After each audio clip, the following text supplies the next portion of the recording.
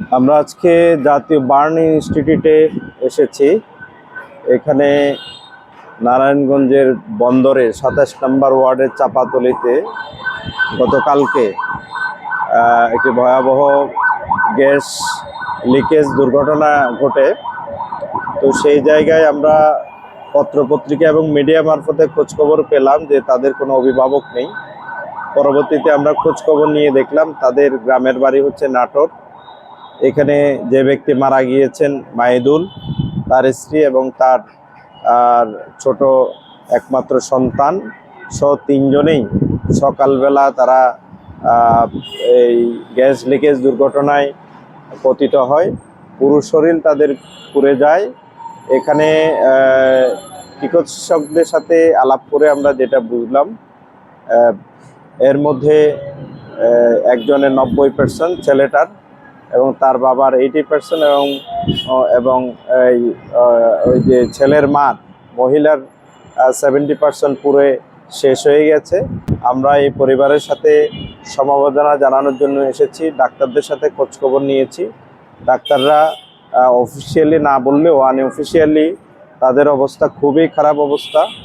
আমরা জামাত ইসলামের পক্ষ থেকে তাদের এখানে তার শ্বশুর এবং শাশুড়ি, মাহিদুলের শ্বশুর এবং শাশুড়ি আছেন, তাদের সাথে দেখা করেছি এবং এই চিকিৎসার জন্য আর্থিক যেই সহযোগিতা প্রয়োজন সেটুকুন আমরা দেওয়ার জন্য চেষ্টা করেছি এবং আরও যা লাগবে আমরা তাদের সাথে থাকবো ইনশাআল্লাহ।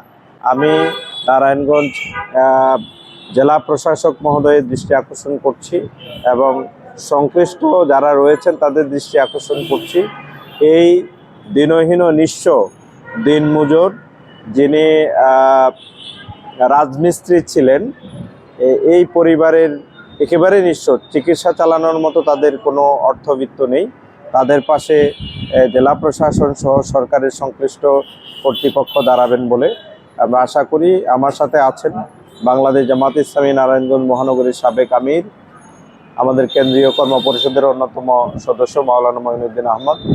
আমার সাথে আছে আমাদের ২৭ নম্বর ওয়ার্ডে যিনি জামাত ইসলামের পক্ষ থেকে সমর্থিত কাউন্সিলর প্রার্থী আমাদের মহিউদ্দিন ভাই এবং আরও অন্যান্য ব্যক্তিবর্গ আছেন। আমরা তাদের সুস্থতা কামনা করছি। একটা বাচ্চা যেখানে মারা গিয়েছে, আমরা আল্লাহ দরবারে তাদের পরিবারের জন্য সবরে জামিল আতা করছি এবং এ ধরনের দুর্ঘটনা যাতে না ঘটে আমি গ্যাস কর্তৃপক্ষ, তিতাস কর্তৃপক্ষের প্রতি আহ্বান জানাচ্ছি।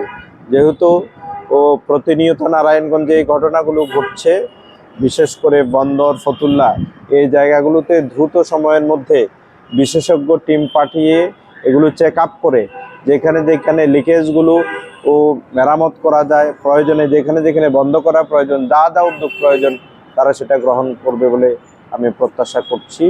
আল্লাহ তাআলা আমাদের এ ধরনের ভয়াবহ দুর্ঘটনা থেকে, আকস্মিক দুর্ঘটনা থেকে আল্লাহ তাআলা আমাদের সবাইকে হেফাজত করুন।